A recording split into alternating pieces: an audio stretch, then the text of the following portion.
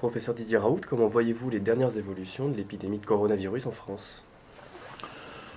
Au niveau général, je ne peux pas juger très très bien de ce qui se passe en France parce qu'il y a des données qui me manquent, mais chez nous, c'est ce que vous pouvez voir, mais nous, on a détecté et traité énormément de patients. Vous voyez qu'on est sur une courbe vraiment très très très décroissante là, et donc on détectait en moyenne 350 personnes et encore 10 jours par jour.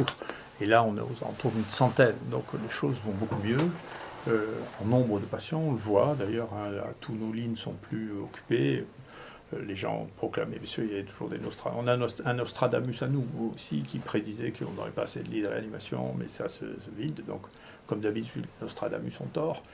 Et donc, sur le point de cette situation, les choses s'améliorent. Je sais qu'il y a beaucoup de gens qui attendent la publication des cas que nous traitons. Donc, on est en train de fournir l'analyse de 1000 cas que l'on a traités. Écoutez, les choses sont très rassurantes sur ce traitement, sur lequel on n'a pas eu d'ennui cardiologique avec aucun des patients qu'on a traités, et sur lequel on a des résultats qui montrent une efficacité qui est plus grande que celle des autres séries qu'on a vues à ce jour. Donc tout va bien, peu de patience, il faut que ce travail soit fini. Ça, c'est un travail d'évaluation avec énormément de données, peut-être des données que personne d'autre n'a au monde.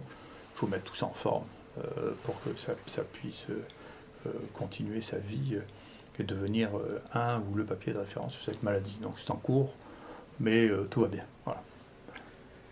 Que pensez-vous de la situation dans les EHPAD? On a vu hier que beaucoup d'EHPAD étaient touchés par l'épidémie. Je suis inquiet parce que, si vous voulez, je ne suis pas très convaincu par la stratégie du confinement aveugle, c'est-à-dire de mettre ensemble des gens comme sur le Diamond Creek, sur le bateau, qui sont négatifs et des gens qui sont positifs ensemble. Ça se termine souvent qu'à la fin parce que tout le monde est positif. Et on se pose la question de savoir s'il ne va pas se passer la même chose dans les EHPAD, c'est-à-dire on met la population cible la plus sensible. Hein. On voit, nous, dans l'étude que l'on a, que les gens qui meurent sont des gens qui ont en moyenne 85 ans. Hein. Donc c'est pas vrai que c'est une maladie qui tue plus les jeunes que la grippe, par exemple. En tout cas, nous, on ne voit pas ça du tout. Hein. Mais donc la vraie cible, si vous voulez, de la mort pour cette maladie, c'est justement les gens des EHPAD. Et si dedans, on laisse circuler des gens qui sont infectés au milieu des EHPAD, bien sûr, il va y avoir énormément de morts. Donc la stratégie confinement sans éviction des gens porteurs, c'est quelque chose qui risque d'avoir des conséquences qui en termes de nombre, risquent d'être extrêmement importantes.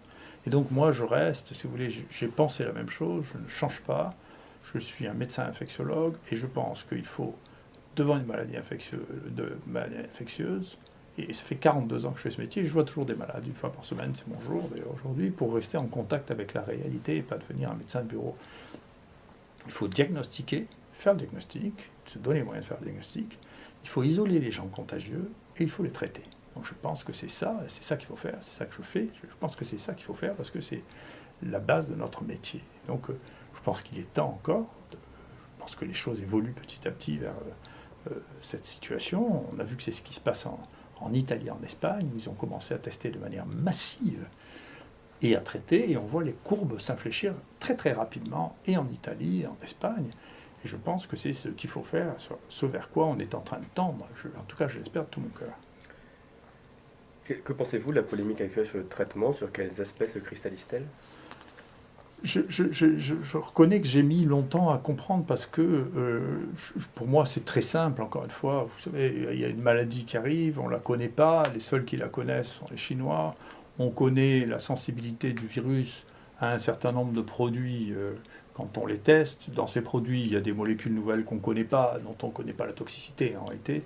Et il y a des molécules anciennes qu'on connaît très bien, qui ont été prescrites à des milliards de fois, si vous voulez. Les gens qui sont les sachants, c'est-à-dire en pratique les Chinois, puis les Coréens, qui ont eu de la première vague, ont traité ça en utilisant ce produit que tout le monde connaît très bien, et ils disent, écoutez, ça marche, comme preuve, ils contrôlent entièrement la maladie, hein, depuis que moi j'ai dit, écoutez, fin de partie, effectivement, c'est la fin de partie en Chine, c'est fini, ils ont arrêté la maladie avec des mesures qui sont détection, un peu de contention dans les zones à risque et pas dans l'ensemble de la Chine, et puis traitement. je ne pouvais pas imaginer que ça déclenche des passions de cette nature, quoi. Donc je ne sais même pas d'où elles viennent. Mais en tout cas, ce qui me rassure maintenant et ce qui me fait beaucoup de bien, c'est que je me rends compte que c'est juste en réalité une opposition entre les médecins et des gens qui ont fini d'être des médecins ou qui n'en sont pas. Un conseil scientifique fait de gens qui sont, je ne sais pas si c'est des très grands scientifiques ni des praticiens au quotidien. Et nous, moi je vous assure, je suis un grand scientifique et je suis un docteur. Je suis frappé de voir, effectivement, il y a un sondage, quand on demande aux médecins dans le monde entier, il y a déjà 37% des médecins du monde entier qui donnent de l'hydroxychloroquine.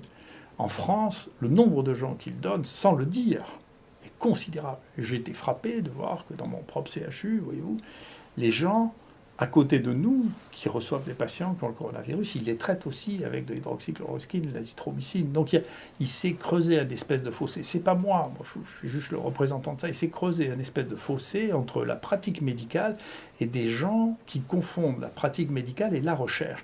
Mais à chaque fois que vous voyez un malade, c'est un malade que vous voyez, c'est pas un objet de recherche. Vous ne pouvez pas transformer les malades en objets de recherche.